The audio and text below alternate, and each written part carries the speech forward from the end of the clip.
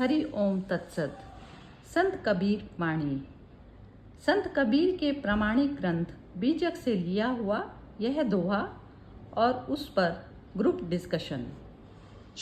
चंदा जल के यही घट माही, अंधी आखन सूझे नाही। यही घट चंदा यही घट सूर, यही घट गाजे अनहत तूर। यही घट बाजे तबल निशान, बहिरा शब्द सुनी नहीं कान। जब लग मेरी मेरी करे, तब लग काज एको नाही सरे। जब मेरी ममता मर जाए, तब प्रभु काज सवारे आए। ज्ञान के कारण कर्म कमाए, होए ज्ञान तब करन नसाए। फल कारण फूले बन राय, फल लागे पर फूल सुखाए। मृगा पास कस्तूरी बास, आप न खोज खोज घास। इसमें अभी हाँ, इसका पीछे 172 पे है 5 वाला।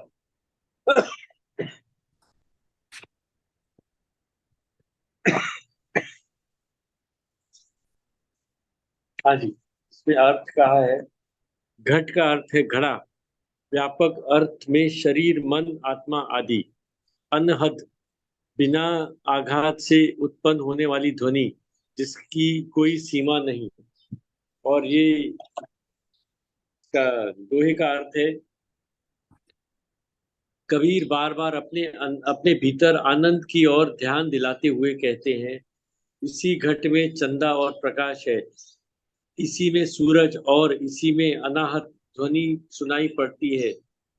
इसी में वाद यंत्रों मतलब ब्रैकेट में तबला आदि की ध्वनियां हैं। परंतु संसार में हम डूब जाते हैं और मेरा मेरा करते रहते हैं। जब तक ऐसा करते रहेंगे, तब तक कोई काम नहीं बनेगा। ममता के नष्ट होने से हमें सहायता मिलने लगती है। जिस प्रकार फल के लगते ही फूल सूख जाता है, जैसे कस्तूरी मृग के पास रहती है परंतु उसे उसकी सुगंध नहीं आती है, वह उसे घास में ढूंढता फिरता है। उसी प्रकार ज्ञान के आ जाने के स्थित स्वस्थिति को मनुष्य प्राप्त कर लेता है। हाँ जी, चलिए स्टार्ट कीजिए। हाँ जी, सीक्वेंस वाइज स्टार्ट कर लीजिए। सिंह साहब आप बोलिए। हाँ जी, तो कबीर साहब ज्यादा जोर देते हैं मोह को। एक्चुअली जो मोह है, मोह में फंस के हम जो अटक जाते हैं, उसको उसमें से कैसे बाहर निकलना है, वो उसका वो एक हमको बताते हैं कैसे बाहर आना है, उसका तरीका बताते हैं। तो जो भी हमको दिखता है संसार में, एक्चुअल में हमारे अंदर ही है। यानी कि बोलते हैं अंड में ब्रह्मांड, यानी कि अ, घट मतलब घट को हृदय भी बोलते हैं और घट को आत्मा भी बोलते हैं, घट को मन भी, कुछ भी बोल लो जो भी है। तो अलग अलग स्थिति में है वो। आत्मा is the purest form, I will say. तो सब चीजें ये अपने जो हम अंदर है वही हमको बाहर नजर आती है।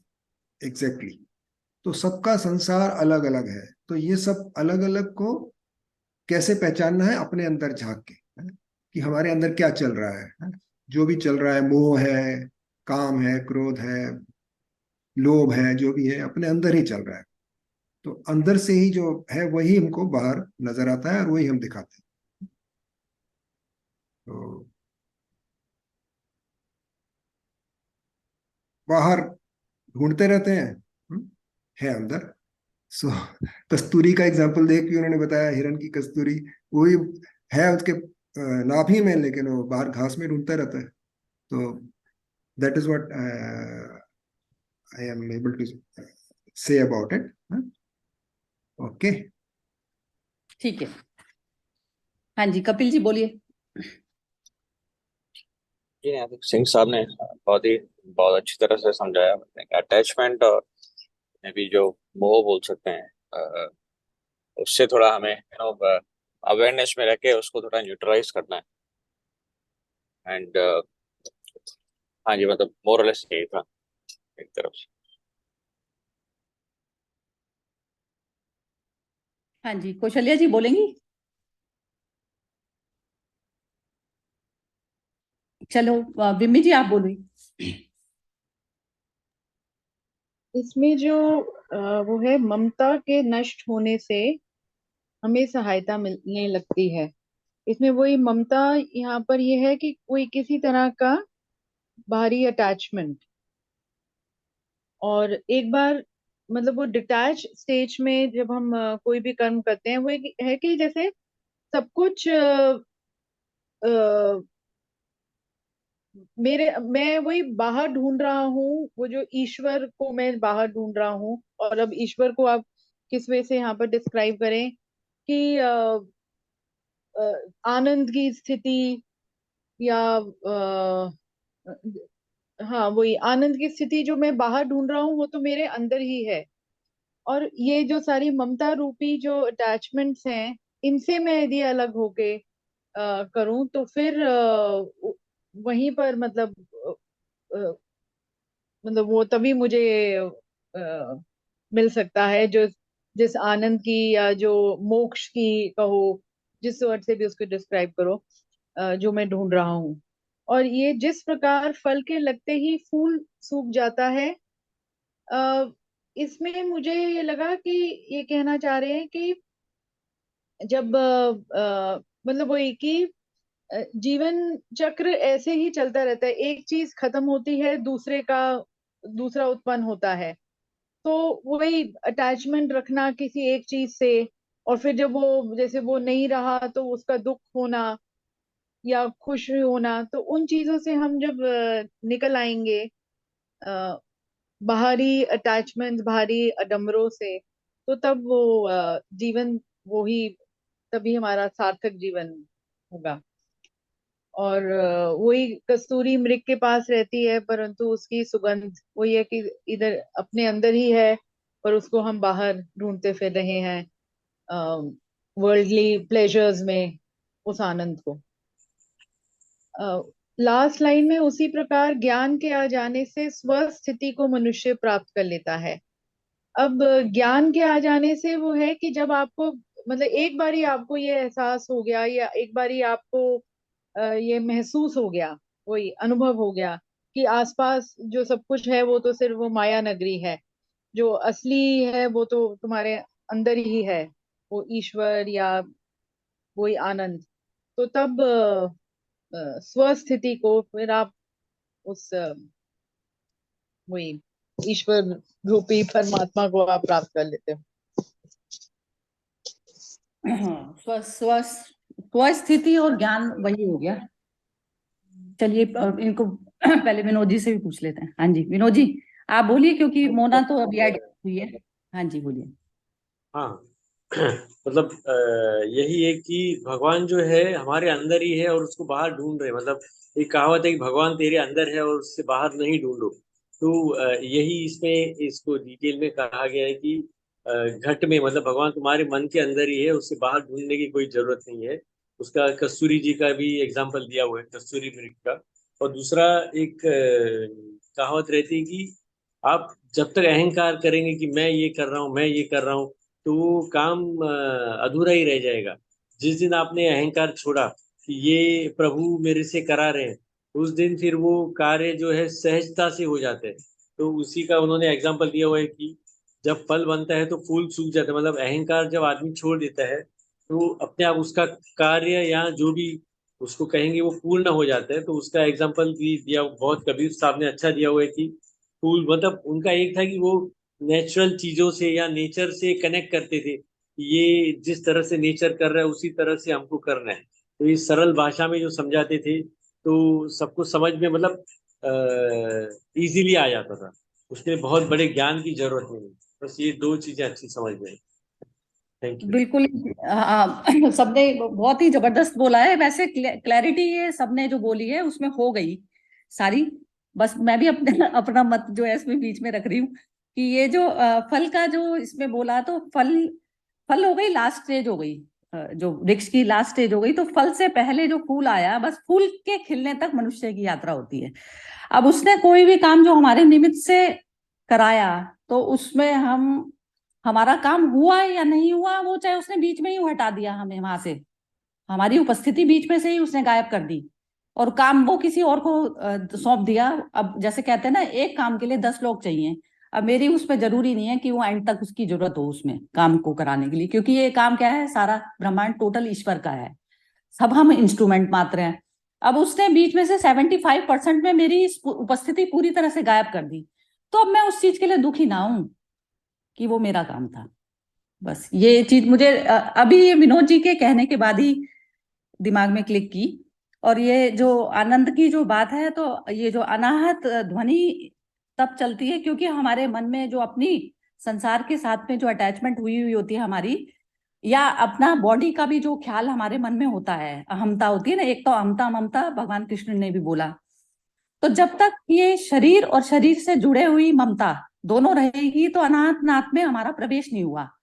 शून्यता ही अनाहत नाद है, जिसको सूफी संतों ने एक हाथ की ताली बोला। एक हाथ की ताली जहां पर आपका आवाज ही नहीं है ना, किसी भी प्रकार की आवाज। तो हम अपने मन में जो विचारों की आवाजों से खुद ही जो शोर चलता रहता है ना, विचारों का शोर होता है। तो जब हम विचार शून्य अवस्था को जब हम प्राप्त करते हैं, विचार शून्य अवस्था को हर मनुष्य प्राप्त करना चाहता है। इस प्रकार से प्राप्त करना चाहता है जैसे मैंने अपना जीवन में कोई लक्ष्य बनाया हुआ है कि मुझे ये इसकी डॉक्टर की मेरे को डिग्री लेनी है, तो उस चीज को विचार को मुक्त करने से मैं जो है उसी तरीके की स्टडी करूंगी और फिर मैं वो डिग्री को प्राप्त कर लूंगी। लेकिन ये सब चीजें मुझे पूरी तरह से दिमाग में होनी चाहिए कि ये शरीर से रिलेटेड और शरीर से कार्यक्रम चल रहे हैं ये सारे। लेकिन मेरे को अपनी अवस्था शुद्ध स्वरूप क्या है, मेरा शून्य स्वरूप है, परमात्मा है ना, शून्यता है सिर्फ। तो वो चीज जो मैंने विचार की तो अब मैं डॉक्टर की पढ़ाई करके मैं चाहे बनती हूँ नहीं बनती, या उससे प्रोफेशनल मेरे को कुछ मिलता है नहीं मिलता, मैंने किया। लेकिन मैंने पूरी अवेयरनेस में इस प्रकार से किया कि मेरा ये शरीर के लालन पोषण के लिए सिर्फ, मैं ये नहीं हूं। तो मैं अपने शुद्ध स्वरूप में रहते हुए मैंने अपने मन के कार्यक्रम को पूरा किया, क्योंकि मन में जब तक शून्यता नहीं आएगी तो तब तक वो आत्मा में मर्ज नहीं होता। तो हर बंदा लगा हुआ तो उसी चीज में है, लेकिन वो भूल जाता है। क्षणभंगुर पदार्थ सिर्फ उसको परेशान ही कर सकते हैं, उसको जो है शांति नहीं प्राप्त करने दे सकते। तो इस प्रकार विचार शून्य स्टेज जो है अनाहत नाद होती है, वो अनाहत नाद उसी अवस्था को कहा जाता है। तो उसमें हर जीव लगा है ना, तो वो जो कह रहे हैं कस्तूरी मृग, तो जब तक विचार शून्यता ये हो गई कि जब विचार शून्य में होकर हम जब स्थित हुए तो हमने अपने अंदर की कस्तूरी को प्राप्त कर लिया, कस्तूरी वो हो गई ना। तो इस प्रकार से ये इसमें ये बताई जा रही है। और वही कस्तूरी को कह दो आप, चाहे प्रेम कह दो, प्रेम की भी वही शून्य अवस्था होती है। तो जैसे अब दो व्यक्तियों का हम कहते हैं कि प्रेम है, तो प्रेम व्यक्तियों में नहीं होता। प्रेम उस अवस्था का नाम है जब हम विचार शून्य अवस्था हो गए, तो मैं प्रेम में स्थित हो गई। अब जब भी कोई मैं किसी के साथ में कांटेक्ट करती हूँ तो उस पर मैं विचार शून्य होकर बात करती हूँ उससे। अब वो क्या कह रहा है क्या नहीं कह रहा, तो सरेंडर में 100% उस चीज को कर देती हूँ जिससे कुछ फर्क नहीं पड़ने वाला। अब कोई कहता है कि मैं किसी का मर्डर कर रहा हूँ और तुम मुझे मेरे साथ में शामिल हो जाओ क्योंकि तुम मुझसे प्रेम करते हो। मर्डर कर रहा हूँ या फिर किसी का हित करना चाहता है वो मनुष्य, वो कह रहा है कि मेरे साथ में तुम शामिल हो जाओ। अब शामिल होने में फिर क्या है, मेरा मेरी जो उपस्थिति उसको उसमें प्रेजेंट कराना चाह रही है, तो उसमें मेरा बिल्कुल भी भागीदारी नहीं होनी। तो प्रेम उस अवस्था का, तो उसमें पूरी तरह से आपके अंदर ये आ जाएगी सामर्थ्य बोलने की कि मैं आपके साथ में पार्टिसिपेट नहीं करूंगा। जैसे अब कर्ण की जो हालत थी, कर्ण उसके हाथ बिक गया था, उसको थोड़ा सा उसने वो दे दिया पार्ट उसका, तो उसके हाथ बिक गया। तो अब वो कह रहा है कि मैं दुर्योधन के प्रति समर्पित हो जाऊं। अब सत्य के प्रति जब समर्पित होना है और दुर्योधन गलत है, तो उस चीज में उसका साथ देना नहीं बनता था। तो एक ही कर्म जो है हमारे विनाश का कारण बन जाता है यदि हमारी प्रेम के साथ में स्थिति नहीं होती। अब मुझे जो है नहीं जम रहा उसका जो है इस तरीके का करना, अब लेकिन मैं उसके एहसान तले दबाऊं तो वो चीज में उसके अंदर वो साहस नहीं आ पाया ना। तो इस प्रकार होता है ये सारा, जो हमें जो अपने बैगेज जो सारे रिमूव करने पड़ते हैं ना। तो इसलिए कहते हैं जब प्रेम की स्थिति हो जाती है तो इतना सा भी जो है ना, यदि किसी के मन में कोई कुटिल विचार आ रहा है तो उसको सपोर्ट मत करो, या फिर मेरे भी मन में आ रही है कोई लालच आ रहा है तो उसको सपोर्ट नहीं करना। तो ये सारी वृत्तियों की कैद में हम फंसे हुए हैं सभी। तो कई जगह हम कहते हैं ना, हम प्रेशर में उसकी मान ली, तो नहीं मानना। आत्मा स्वतंत्र है, तो आत्मा का स्वभाव को याद करके फिर हमें इस प्रकार से जीवन को अपने जीना चाहिए। उसमें फिर सभी इंक्लूड हो जाते हैं, उसमें कोई भाई बंधु साथी नहीं, क्योंकि आत्मा की जर्नी सिर्फ अकेले की जर्नी है। ये मेरा कहने का इसमें पर्पस है। बाकी बोलिए, और बाकी किसी को कुछ कहना है तो। हाँ जी, ये अनहद नाद के बारे में आपने बहुत बढ़िया बोला है। अनहद, अनहद से जो आपने मतलब बताया बिल्कुल सही है। निर्विचार होना मतलब कोई डिस्टर्ब नहीं होना, यानी कि माइंड डिस्टर्बेंस से बाहर हो जाए, और कोई टकराव नहीं हुए। जैसे ध्वनि टकराव से पैदा होती है ना, कोई दो चीजें टकराती है तो ध्वनि पैदा होती है, तो कोई टकराव ना रहे, वो अनहद जो नाद है। मतलब जैसे क्या बोलते हैं, मैं याद नहीं आ रहा मुझे। निर जैसे ये दो दो दो हाथ की ताली होती है ना, दो हाँ हाँ मतलब दो हुआ दो, हाँ, वहां इवन पर वो करेक्ट करेक्ट, इवन हाँ, निर्विकार, यानी कि विकारों से मुक्त हो जाना भी अनहद नाद है। वो थी ना रामकृष्ण परमहंस की जो हम्म वाइफ थी ना, शारदा। तो हम्म वो वह कुछ बनाते हुए, खाना बनाते हुए में उसने दो चूड़ी पहनी हुई थी। तो उसमें हम्म बताते थे कि चूड़ियों की दो आवाज हुई, तो उसने जो है वो चूड़ी अपनी उतार दी, एक उतार दी। तो हाँ, एक की जो है फिर वो आवाज नहीं हुई, तो वो एक आवाज उसमें करती रही। तो जैसे कहते हैं ये, अब घरेलू काम करते हुए में मैंने उसको सत्य को जान लिया कि हम्म आवाजें क्या है, दो के होने से है। जब हम्म, दो रहे ही नहीं, मैं रह गया, yeah, मैं ही मैं रह गया, मैं ही मैं रह गया ना, सबके अंतरतम में शुद्धतम यदि रूप पे आप जाएंगे तो वो ईगो खत्म हो जाती है। हाँ, अब ईगो जब शून्य हो गई, ईगो शून्य में मैं रह गई, हम्म, मैं मैं तत्व रह गया बस, तो मैं तत्व वो शुद्ध हो गया। yeah। तो ये अद्वैत भी सारा, बोल सकते हैं इसको, अद्वैत भी बोल हाँ सकते अद्वैत, अद्वैत बोल दीजिए। हाँ, तो उसमें क्या होता है, सिंगल ही बस आप हैं। स्वयं बच गए, शून्यता ही हो गई ना, क्योंकि उसको कुछ बोलने की जरूरत नहीं है फिर। हम्म। ये और हो एक गया। चीज और, लास्ट लाइन जो बहुत अच्छी है उनकी, उसी प्रकार ज्ञान के आ जाने से स्वस्थिति को मनुष्य प्राप्त कर लेता है। तो स्वस्थिति का मतलब है स्वयं में स्थित हो जाता है, यानी कि अ, सेल्फ को। स्वयं में स्थित होना ना, यानी कि मतलब हम्म। स्थित प्रज्ञा बोलेंगे जैसे, उसको भी बोलेंगे स्वयं में स्थित हो जाता है। So that is what Kabir साहब बहुत अच्छी तरह समझा रहे हैं यहाँ पे। परफेक्ट। हाँ जी, विम्बी बोलिए आप। हाँ जी, नहीं मुझे ये सिंह साहब ने जो भी बोला कि वही कि टकराव ना होगा, तो वही जो फिर वो सुंदर ध्वनि निकलेगी, वही एक हाथ की ताली, अनहद नाद, वही स्वयं की स्थिति।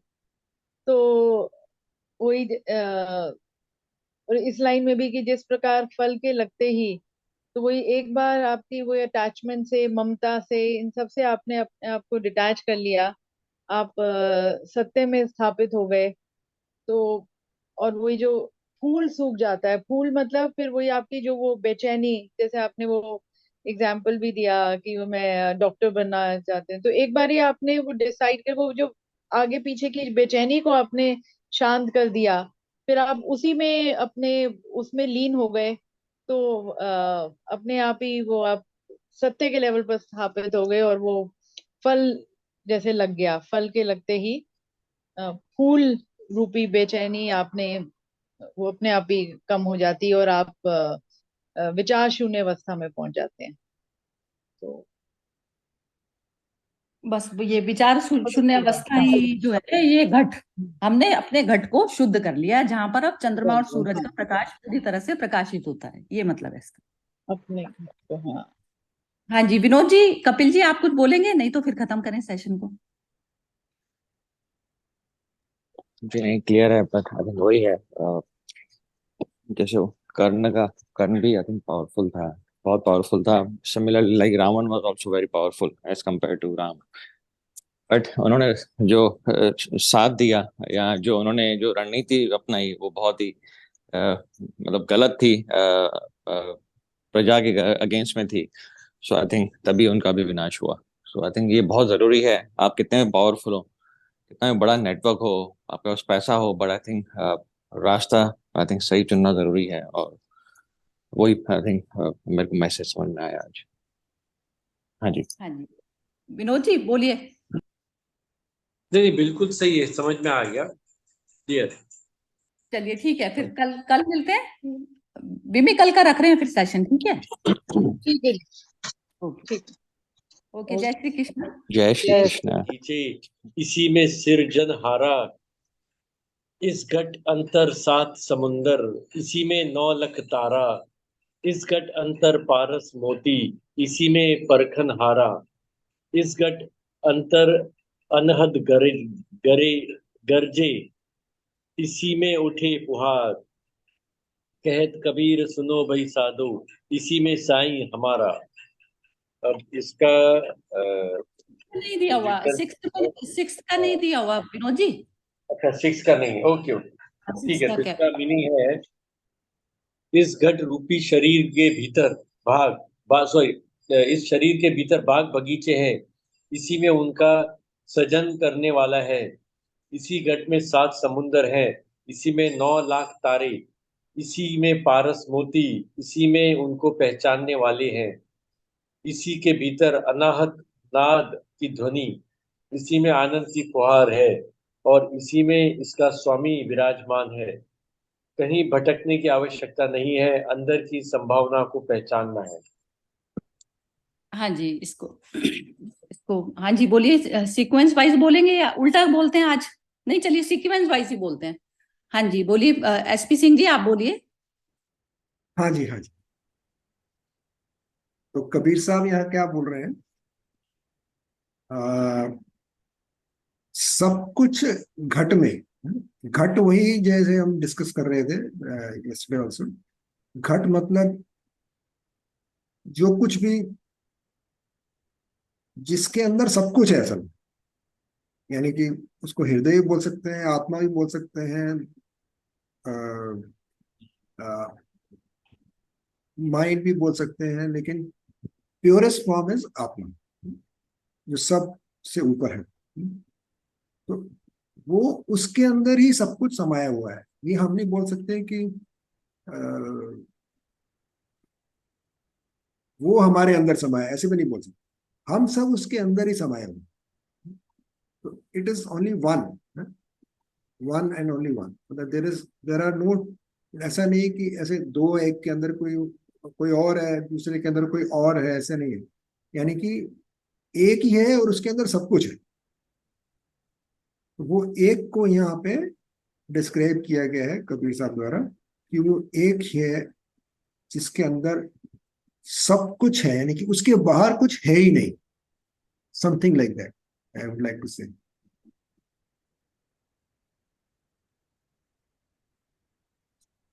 हाँ जी। हाँ जी ठीक है। और बोल रहे हैं इस पूरा, अच्छा ये कंप्लीट नीचे तक नहीं बोलेंगे? अच्छा, उसमें बस आपने ये बोल दिया कि सब सब कुछ हमारे माइंड में कह दीजिए, आत्मा में कह दीजिए, कुछ भी कह दीजिए, वो सब कुछ हमारा अंदर ही है, यही है, हो गया ना? हाँ, ठीक है। उसके तो बाहर बिम्मी, कुछ नहीं है, बाहर है ही नहीं उसका, क्योंकि अनंत है वो। अनंत का मतलब है कि उसके सब कुछ अंदर ही समाया है। जो जो भी घटता है उसके अंदर ही घटता है, उसके बाहर कुछ नहीं। यानी कि बाहर कुछ, जब अनंत है तो बाहर कहाँ रह गया? बाहर तो रहा ही नहीं ना जब अनंत है तो। बाहर खत्म हो गया, हाँ तो वो ठीक है, फिजिकल वर्ल्ड खत्म उसके लिए जिसने अंदर में अपने आप को सब कुछ जान लिया। ठीक है, हाँ जी, बिल्कुल। हाँ जी। हाँ जी, बिम्मी जी बोलिए। हाँ बिल्कुल वही कि जैसे ये कल वाले दोहे का ही एक तरह का कंटिन्यूएशन है। कंटिन्यूएशन का हो या उसी का, जैसे दूसरे एक दूसरा दोहा, मीनिंग वही कि सब कुछ मतलब बाहर कुछ नहीं, सब कुछ हमारे भीतर ही है। और जिस तरह से वो ब्रह्मा जी के पास एक वो कलश था उनके हाथ में, तो वो कहते हैं कि उस कलश में ही पूरा ब्रह्मांड था। तो उसी तरह से हमारा ये घट रूपी शरीर, कलश रूपी घड़ा रूपी जो शरीर है, इसी के अंदर सब कुछ है।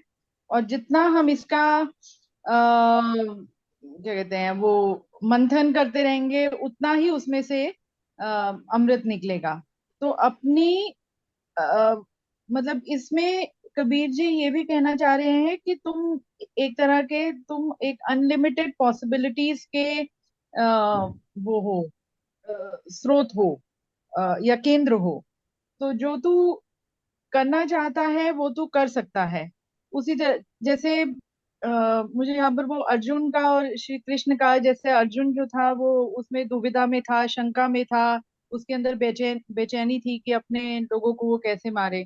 तो वहां पर श्री कृष्ण ने उसको, मतलब उसको विश्वास दिलाया, या उसको वो एहसास दिलाया कि वो अपने आप को इन चीजों में नहीं बांध, और अपना जो तेरा ट्रू क्या कहते हैं उसे, क्या कहो, सार्वभौमिक सत्य है, वो उसको उसको महसूस कराया, उसका एहसास कराया, और तू कर सकता है। तो यहाँ पर एक तरह से ये भी कहने की कोशिश की, जीवन में या किसी परिस्थिति में जब आप होते हो तो उस समय उनके वो जो बंधनों को काटो, उससे मुक्त होकर, स्वच्छंद होकर, शून्य होकर एक तरह से उनसे, और फिर तुम अपना जो कर्म करोगे तो उसमें आनंद ही आनंद है। और यही तुम्हारी यही है कि योर बॉडी, या मतलब यू आर योर सेल्फ, अंदर आप में बहुत संभावनाएं हैं, उनको पहचानो।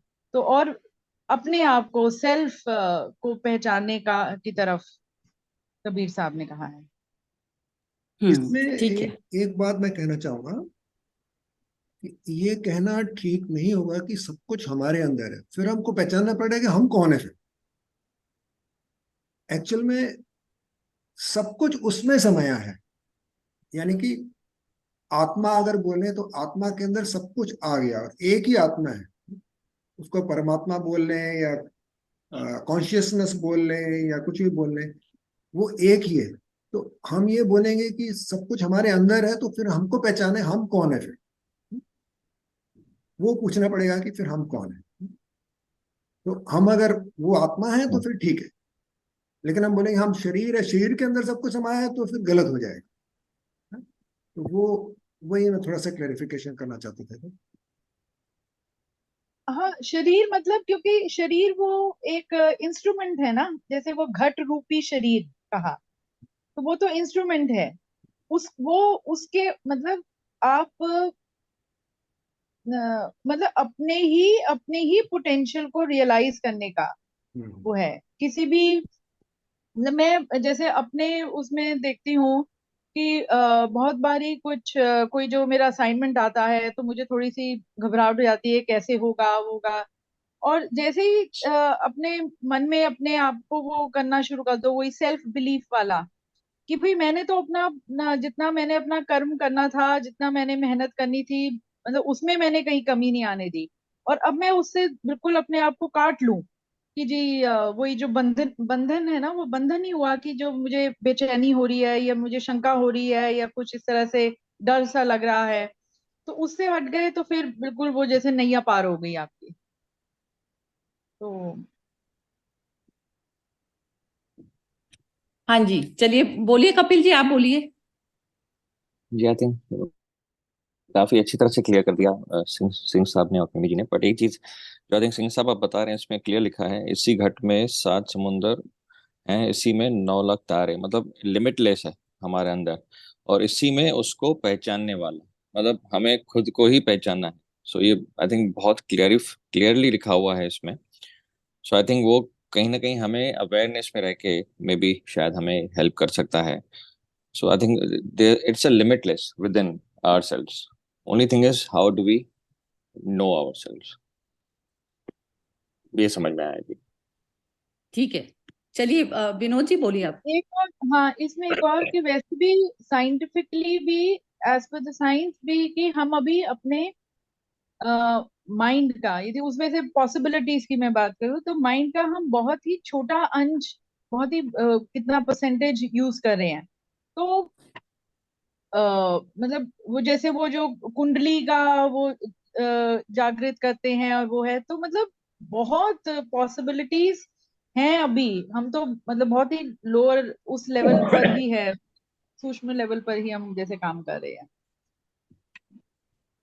वो बिम्मी जी, ये ना जो आप बोल रही है ना, हम्म। जो आप कह रहे हैं ना हम अपनी यूज करते हैं, तो वो परमात्मा ने भी ना जो 11th चैप्टर में जो गीता में दिखाया था, तो वो इस प्रकार हम्म। दिखाया था कि सब में मैं ही हूँ। तो जब हम्म। जैसे आप परमात्मा के आत्मा के लेवल पर आपको जाना पड़ेगा, आपको जाना कि आप एक बॉडी के साथ में अटैच हैं, तो मैं हुआ ना अहंकार। अहंकार अभी हम्म। सिर्फ एक बॉडी को देख रहा है। जब अहंकार हम्म। एक एक अहंकार एक भाव है, सिर्फ भाव है ना, मैं सिर्फ एक भाव है, मैं कहीं नहीं मिलता ना, यदि बॉडी को जलाया जाता है तो मैं कहीं नहीं होता उसमें, शून्य हुआ। हम्म। तो जैसे आप आकाश में बैठे हैं और आप सारी बॉडी, अपनी भी बॉडी आपकी नीचे ही है, क्योंकि बॉडी है हम्म। पृथ्वी का, पृथ्वी का जो है रूप है बॉडी, तो बॉडी नीचे है और आप आकाश में खड़ी हुई देख रही हैं, ठीक है, देख रही हैं। तो जितने सारे शरीर हैं उसमें मैं ही काम करता हूँ, तब वो दिखाई देता है। वो सर्व में ये नहीं है कि आपकी पोटेंशियलिटी, आपकी एसी है आप, जो कूलिंग देता है, एक हीटर है जो हीटिंग देता है। तो आप उस बॉडी के अंदर में रहते हुए भी नहीं कर सकते। संभावना उस व्यक्ति की होती है कि जो इंस्ट्रूमेंट मात्र सारे संसार को जान रहा है और मैं एक तत्व में जो स्थापित हो गया, वो अपनी बॉडी को भी सिर्फ एज ए इंस्ट्रूमेंट देख रहा है। अब वो कह रहा है ये मिम्मी का शरीर जो है इसने ये क्वालिफिकेशन लिए, इसमें ये फॉल्ट्स हैं, जो जिसको संसार ये कहता है ना कि जिसको संसार अवगुण बोलता है, परमात्मा के लिए अवगुण और गुण कुछ नहीं है, उसके लिए सिर्फ मशीन मात्र है। अब आपको मर्ज होना पड़ेगा पहले परमात्मा के साथ। परमात्मा क्या हो गया? एक ही भाव हो गया। एक ही भाव में आकर अब आप इंस्ट्रूमेंट मात्र की इसने ये वाली क्वालिफिकेशन ली है, अब सत्य को इसके यूज करना है या फिर ये इस चीज में स्टबर्न है, तो अब इसको यूज करना है इस चीज में। उसके लिए सब कुछ मशीन मात्र है, सारा संसार मशीन मात्र है, और सिर्फ होता ही अहंकार को दुख सुख है। अब वो किसी चीज में रस ले रहा है, संसार के किसी में ले रहा है, तो वो चेतना उस शरीर के साथ में अटैच है, इसलिए उसको रस आ रहा है। जो शरीर की जो इंद्रिया जो रस ले रही है ना, और वो क्या है, इंद्रिया सिर्फ जड़ मात्र है, जड़ है, उसका अपना कोई लेना देना नहीं है। चेतना उसमें से समझ रही है ऐसा, तो वो भूली हुई चेतना है, भटकी हुई चेतना। जो सर्व को घट को जो जब तक हम अपने अंदर में देखना, मतलब माइंड में जब तक हमारे ये सारे संसार के प्रति एक्सेप्टेंस नहीं होगी, कि जैसे मेरे बच्चे की उंगली कटी या दूसरे की घटी तो उसमें दुख उतना ही आया उसको, तो जब तक ये वाला भाव नहीं आता ना सर्व के प्रति, तो हम सर्व में हमें मर्ज होना है। मर्ज होने में हमारी तरफ से ही कमी है, वो मिला मिलाया ही है। जैसे ही हमारे अंदर पूर्णता का भाव आता है तो हमारे लिए दुख और सुख एक बराबर हो गए, क्योंकि दूसरे का दूसरा रहा नहीं ना, दूसरा ही मिट गया। तो यही रमन महर्षि ने कहा, तो सारे ग्रंथों में कमी हमारे अंदर है। हम अहंकार जब तक अपना रखे बैठे हैं बॉडी के साथ में या कुछ बंदों के साथ में रखे बैठे हैं, तो तब तक का ही दुख है। अदरवाइज कोई दुख सुख है ही नहीं, अच्छा बुरा है ही नहीं, अब गुण है ही नहीं। सब एक ही उसमें, वो गुण को भी यूज कर लेगा, अब गुण को भी यूज कर जाएगा जो व्यक्ति है ना, जो मैं सर्व। यहाँ पर इस वजह से भी देखती हूँ, एक तो वही है कि अपने मतलब मेरा शरीर तो इंस्ट्रूमेंट मात्र ही है। यदि आप मशीन का बात करो तो सॉफ्टवेयर और हार्डवेयर, तो मेरा जब सॉफ्टवेयर बिल्कुल मतलब सॉफ्टवेयर स्ट्रांग होगा या सॉफ्टवेयर क्या कहते हैं इवॉल्व होगा, तो तभी वो हार्डवेयर के माध्यम से वो काम कर सकेगा। और वहीं पर जब मैं अंतरात्मा में मैं इस्टेब्लिश होके उससे काम करूंगी, तो मुझे दूसरे में कोई फर्क ही नहीं दिखाई देगा। तो वही बंधन जो उस समय भी जो जाति समाज के जो बंधन थे, बंधन इन द सेंस की वो जो सबने भेदभाव बोल थे। दिया। हाँ जी। नहीं नहीं, आपने बिल्कुल सही सही समझा दिया है। जैसे गीता में कहा गया है कि भगवान तेरे अंदर है, प्रभु तेरे अंदर ही है, वही उसका एक्सटेंशन है। इसी तरह का कि 9 लाख तारे हो या समुंदर हो, मतलब जो भी आनंद है वो तुम्हारे अंदर ही है। और एक बार अगर हम सेटिस्फाई हो जाते हैं तो कहीं बाहर जाने की जरूरत ही नहीं है। और सब सुख दुख सब तुम्हारे अंदर ही है। और एक बार आपने सोच दिया कि आपका सेटिस्फेक्शन लेवल आ चुका है, तो फिर आगे कोई परेशानी आती ही नहीं। तो सी बाकी तो सबने सही समझा है। Yes. हाँ ठीक है। और कुछ? हाँ जी सिंह साहब, आप रिपीट कर दीजिए जिसको भी कुछ कहना है कंक्लूडिंग उसमें। हाँ जी, हाँ जी। ये जो मैं फिर वही आना चाहता हूँ, ये जो मेरे अंदर है, तो ये मैं कौन है, ये पहचानना बहुत जरूरी है। अगर मैं इस शरीर को बोल रहे हैं तो फिर वो एसपी सिंह है, सरिता मित्तल है, ये माना जाएगा, क्योंकि शरीर से नाम की पहचान है।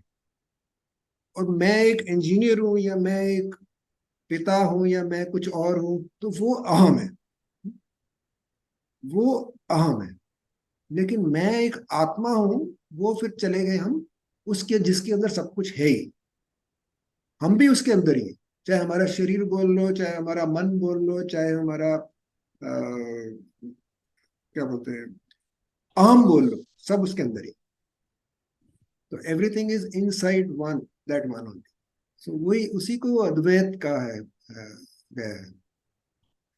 आदि यही है शंकराचार्य। कि जैसे आप काम करने निकले ना सिंह साहब, जैसे आप काम करने निकले तो आप अपने घर को भूल तो नहीं जाएंगे ना, वापिस वहीं आना है। हाँ जी। अब वहां पर एज ए एम्प्लॉय आप टिके या हम्म। कुछ भी कर, अब वो जो घर है, अब घर को ये दिया हमने अपना माना है, तो वो घर भी कौन सा किसका है? ये सारा पंच महाभूतों का घर है।